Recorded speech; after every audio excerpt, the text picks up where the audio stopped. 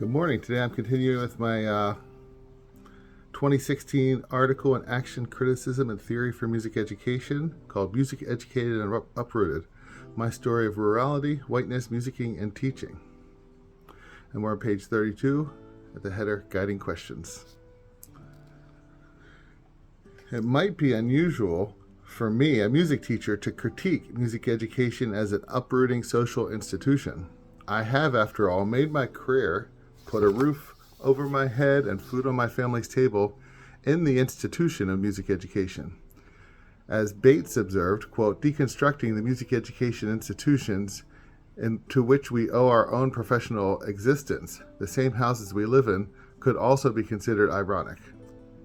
Our individual and collective professional identities are inextricably inextricable from the institutional vestiges of technical rationality.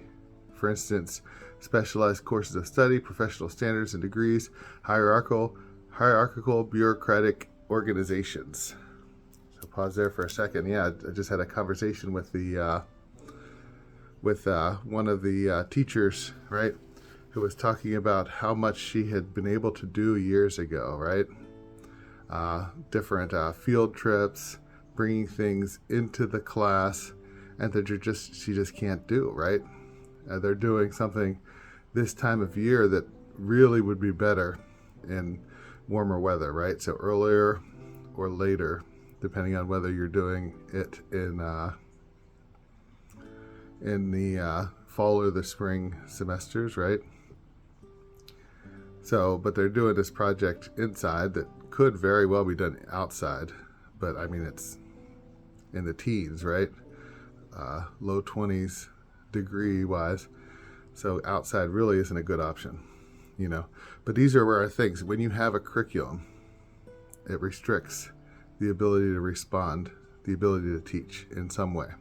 Younger teachers may not know this. They may not be aware of how they're being restricted because they've never had a teaching career, any part of it, where they're able to do things and now they can't. They just assume always that not being able to do things is the way, right? But this is part of institutionalization in general. Institutionalization is the restriction. And I know a lot of people at university level make their career off of thinking up better ways to institutionalize good values. But they become restrictive no matter what because they're institutionalized. Okay, continuing. Bates continues, the Mayday Group, by centering sociologies of music education, has played and continues to play an important role in recontextualization. End quote. Following this reasoning, the current paper challenges the music education field with my own experiences of being uprooted, action, criticism, and theory for music education, and expressed into the Mayday Group is the space I choose to locate my story. This autoethnography was guided by the questions: how has the intersection of rurality, whiteness, and poverty affected my attitudes, actions, and roles relative to music teaching and learning? To understand this intersection autoethnographically, I began telling stories related to these constructs. That is, writing my memories in story form in a journal and online using Google Docs. I realized that the metaphor roots was important to me. I came to understand my experiences of rurality, whiteness, and poverty. Therefore, as I began to interrogate my lived experience with music teaching and learning in relation to these social constructs, an additional question arose. How do the plant life metaphors, soil and roots, guide the telling of my life story as I come to understand my experiences of rurality, whiteness, and poverty?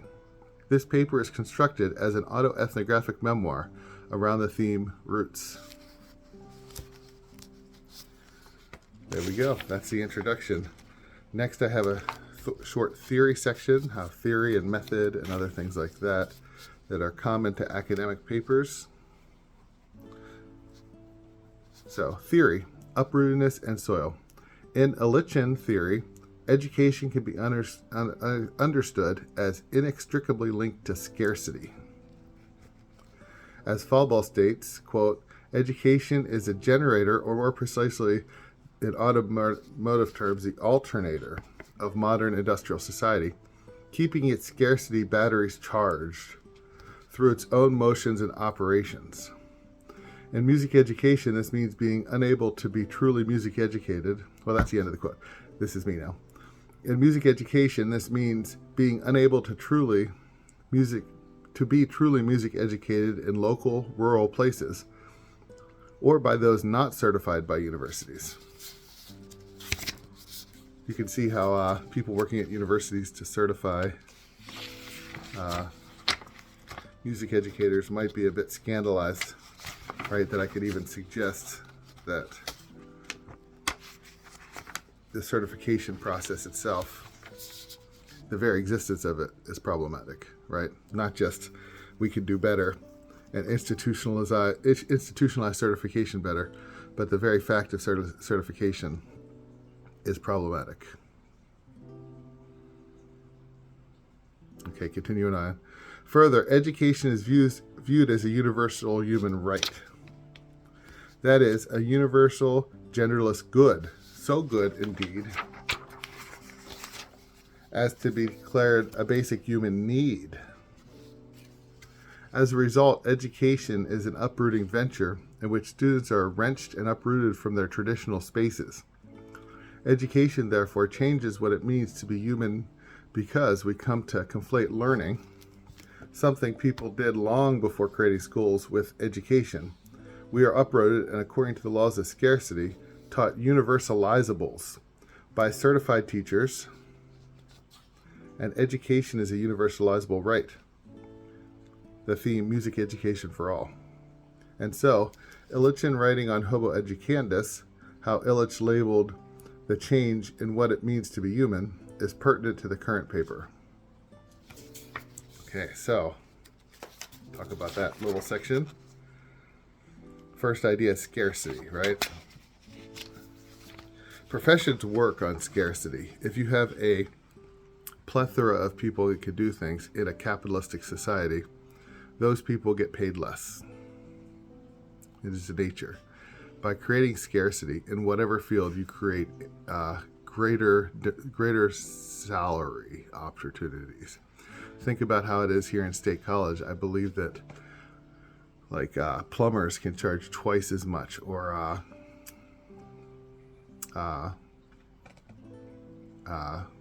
landscape, lawnmower, people mow lawns can charge maybe twice and three times as much as they would in other places, right? Rural places that are further out. Now, this is a rural city, but it's a rural city. And it's also a university city. So you have a lot of people that aren't going to mow their own lawn. I mow my own lawn.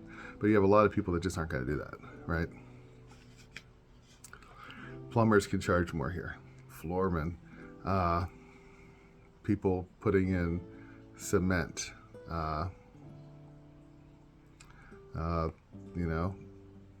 trimming hedges, right? Anything physical, because of scarcity and this being a capitalistic society, it's what we live in.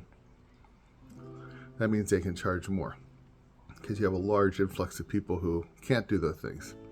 Or you also have people that have multiple houses because they make their money by renting to students.